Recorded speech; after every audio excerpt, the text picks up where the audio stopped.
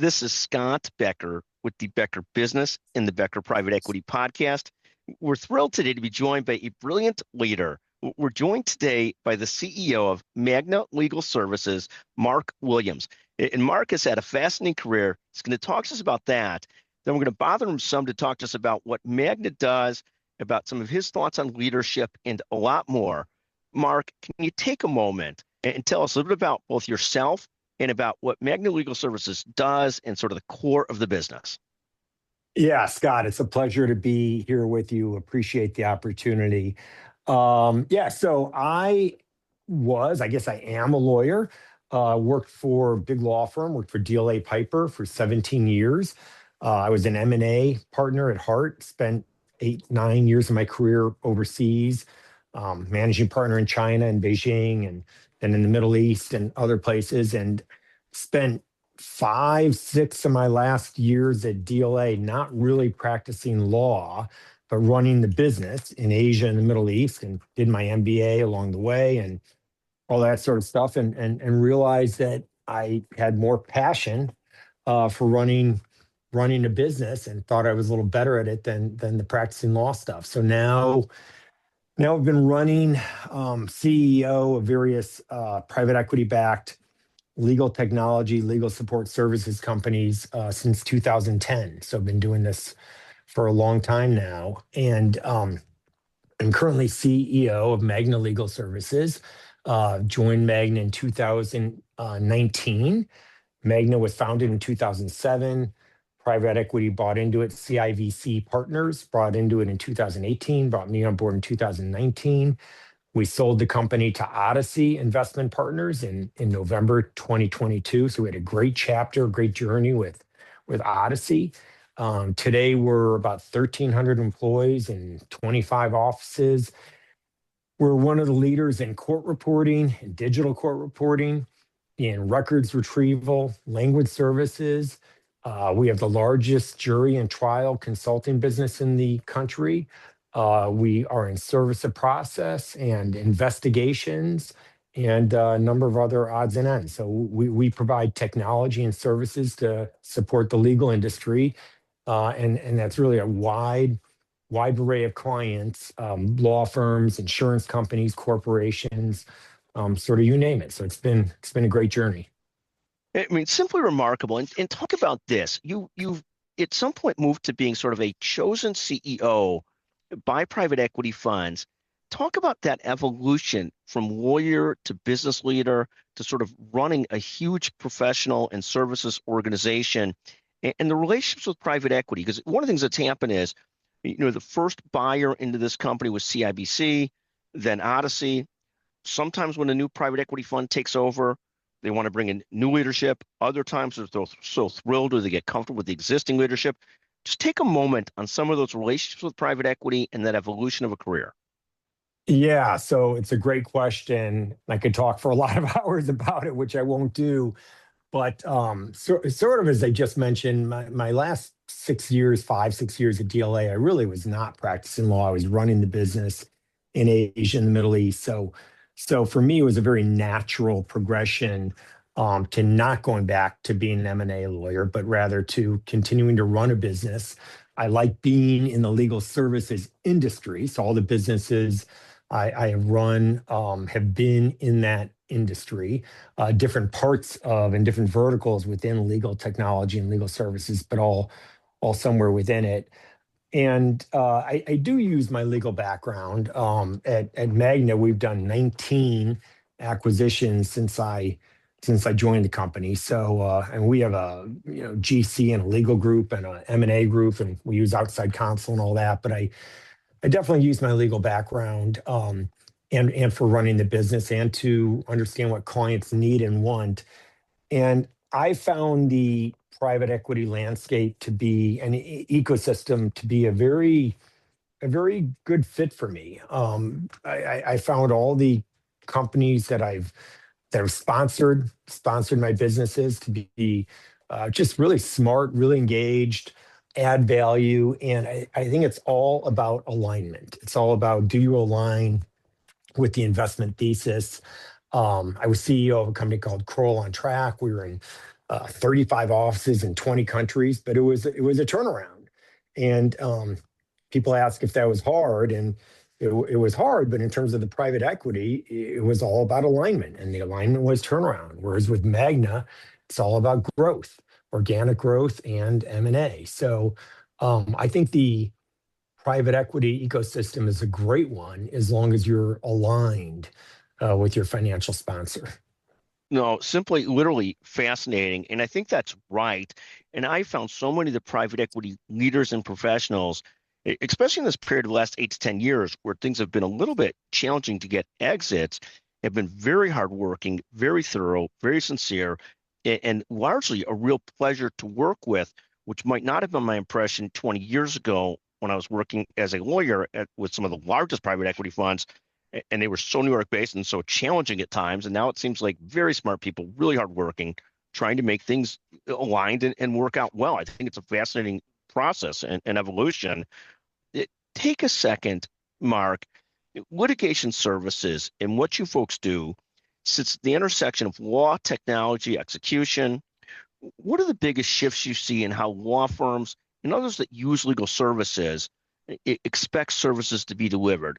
What has changed in your business as AI and technology has taken such a bigger front seat? Oh yeah, I mean, no question. Technology, AI has just become a bigger and bigger part of not just our business, but I think any business in the industry. We had a board meeting last week. I think we spent 75% of our board meeting on what is our technology roadmap in 2026. How do we make sure we're a leader in technology? And it's all client driven, right? I mean, clients are expecting technology to remove friction, to remove complexity. They want more speed, more transparency, more predictability, more integrated end-to-end solutions. And they want to know how you're using technology to do all that. And they want to know how it's going to reduce their costs as well, while at the same time adding more value. So I think it's very hard to be in this industry today without believing that you're sitting at the intersection of law, technology, and execution. I think that's true for law firms today too. They've got to be leaning into technology. And your customers, who are your core customers that you work with? And I know you mentioned it a moment ago. Could you tell us that again? Yeah, so our sweet spot is really large insurance companies. Sort of, you name a large insurance company, they're probably a client for us. And then it's the law firms that work with those insurance companies. That's sort of a sweet spot, but it's well beyond that. And relative to some of the other businesses that I've run, we have an extremely wide array of clients, from AmLaw 200 to plaintiffs firms to sole practitioners in court reporting and records retrieval and service process. Again, it's really any and every kind of law firm or corporation. In consulting, where it's mock juries and mock trials and all that kind of stuff, tends to be a little bigger ticket, where we're doing graphics and helping tell the story. But it's a really broad array of clients. Fascinating. As you've grown out your firm in terms of the culture of it, and you've been now the CEO there for 7, 8 years, so for a significant run, a great run. When you think about maintaining quality and accountability for Magna and what it does for its customers, what are the things that are not negotiable? What do you absolutely have to make sure goes right? Well, I mean, again, you can't let your clients down at all. I mean, you need to, if it's records or court reporting, you need to cover the job. You need to make sure you're there for the clients. You need to make sure that you're delivering for the clients. And if it's consulting, you need to make sure you're adding value, whether it's graphics or technology or mock trials. So we're very clear about who we are, how we want to show up for the client. We have a very clear mission, vision, values. Our vision is to make every case outcome a success. Our mission is exceptional people delivering exceptional solutions to help our clients focus on what matters most, which is winning. So we are very clear on our mission, our vision, the values to get there, and holding people accountable for that. Take a moment, and you guys have built this great business, been through a transaction, through complicated times, through the COVID period of time as well, where people weren't exiting and entering as much.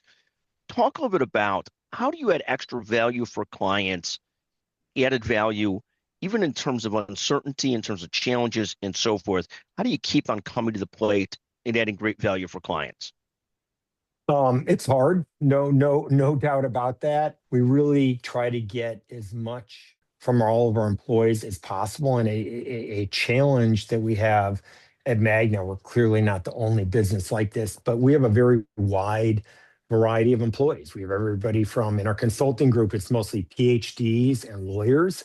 In other parts of our business, it's folks calling for records or the people trying to organize court reporting or other services. So it's really about how do we bring the right labor and the right technology together for client needs. And then we have a huge 1099 network, right? So a lot of the services we provide, court reporters, for example, are all 1099s. They're not W-2s. So again, it's how do we bring the right skill set and the right people along with the right technology to deliver client value. Thank you. And Mark, you've done both a lot of organic growth, and I think you've done a whole number of acquisitions since you've been at the helm. How do you decide what to pursue in terms of growth, whether organic or opportunities or acquisitions? How do you decide what to pursue? And as Peter Drucker would say, just as importantly, what not to pursue? How do you look at that? Yeah, I mean that's a great quote, right? So strategy, as you just mentioned, Scott, is not only about what do we pursue, but it's about what do we not pursue. It's about deciding what do we do and how do we allocate our resources. So we have our North Stars. We call them our North Stars, and we have our mission, vision, values. So it's about trying to be disciplined and focused on sticking with those North Stars, sticking with that mission and vision, but being opportunistic at the same time. So organic growth is clear. We have a very strong and robust sales machine that is out there pounding the pavement every day and trying to push organic growth. And we have an M&A team. So we are constantly looking at acquisitions, and some are right down the fairway if they're in court reporting or consulting or records, and others are in adjacencies. And that's how we got into investigations and service of process. And again, it's trying to look at, does it fit our sales motion? Does it fit with our client needs? Does it fit our delivery model? Does it fit with our technology and our core strengths? But I know for me personally, it is definitely a challenge because it's easy to see a shiny object and want to go after it. But trying to be disciplined and focused I think it's hard. Yeah, but let me ask you a follow-up question now, because you mentioned you end up in adjacencies. I'm a huge fan of this book I read 100 years ago that keep coming back to, called Profit from the Core, which is to keep on working close to your adjacencies. Then where do you decide when you see opportunities to double down, to pivot, or abandon? How do you think about that? And any examples from your thinking?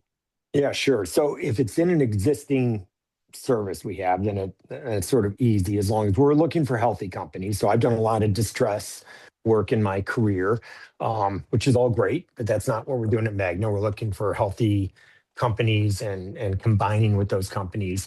But if it's in an adjacency, if it's in an area we're not in, we're looking first and foremost, does it fit our sales motion? So are we talking to the right person, the right kind of companies at the right clients and the right person at those companies?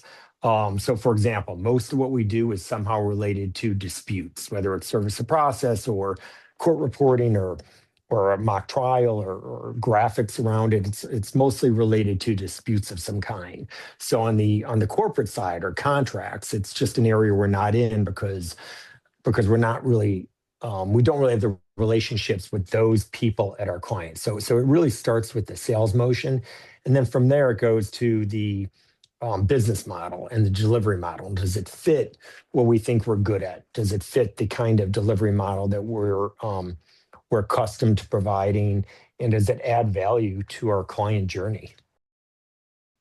Now, I'm going to ask you a couple more questions, Mark. You're a brilliant person. I've known you for a long time, and always been sort of this incredibly reliable, smart, brilliant person. When you look at this coming year, I'm going to ask you about leadership in a second, but first I want to ask you this. What are you most focused on and excited about this year, 2026? Yeah. So first of all, you're really kind, Scott. Way too kind, but thank you for that. And yeah, I have known you a long time, so thank you. It's very nice to hear, particularly from you.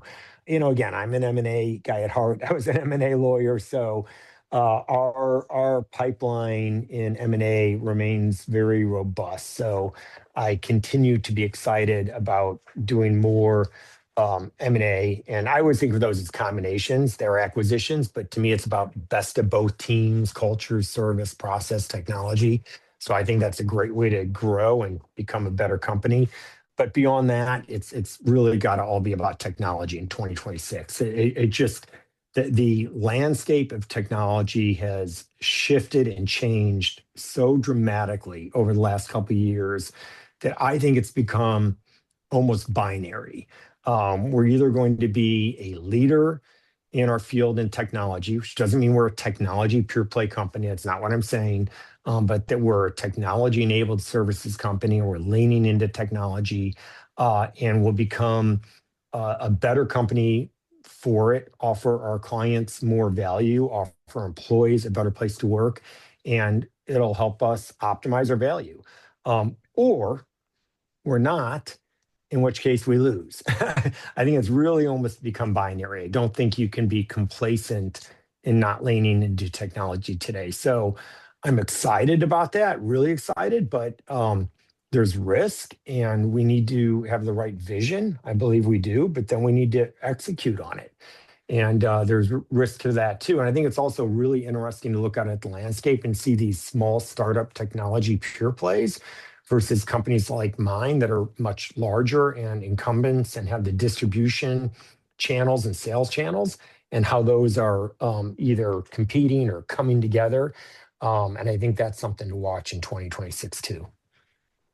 There's so many pieces there I want to touch on. I'll touch on the last piece first. Like you talk about smaller startup technology companies that are often doing point solutions. And point solutions can be great for what they're great at, but at some point, large customers don't want to deal with so many point solutions. How do you, as a larger incumbent, sort of manage that advantage while taking advantage of some of the things that point solution companies do great? Right. Yeah. So that's one reason we are again leaning into our technology roadmap is making sure we don't get beat by these startups in technology, and we can do that in a number of ways.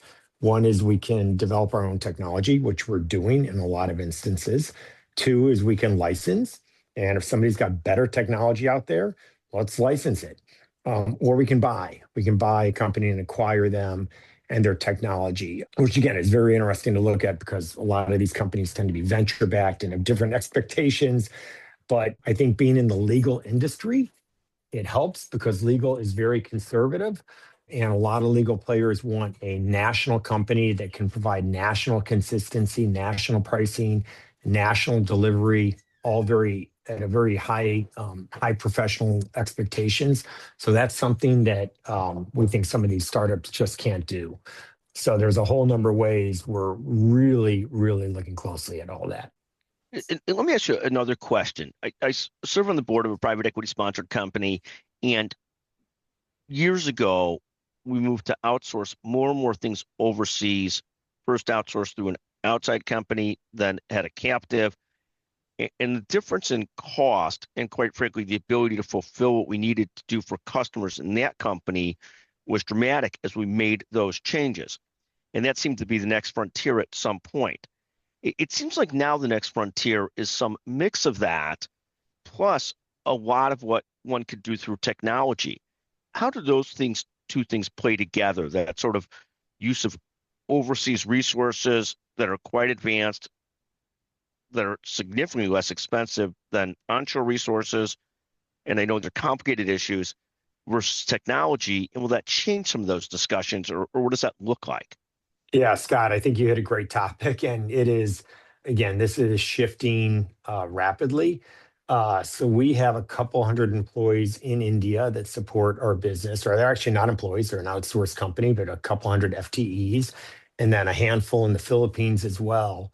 And we started doing that because those resources were less expensive and can be 24/7 and all the good things you see with outsourcing. And we're going to continue those relationships, but it will change. It is changing. I mean, our outsourcing partners, they're bringing more technology to the table, and we're bringing more technology to the table. So the way we use those resources is definitely going to change over time, and something that is part of our roadmap. Thank you. No, I love that. And Mark, one more question. You, you've had this incredible professional and leadership career. Take a moment on what advice would you give to evolving leaders? Take one moment on that, and then I'm gonna actually ask you another question after that. So bear with me. But the first question is, what advice to emerging leaders?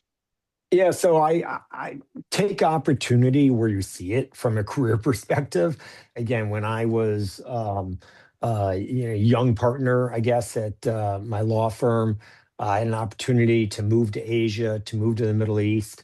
Some folks thought I was a little crazy for doing that.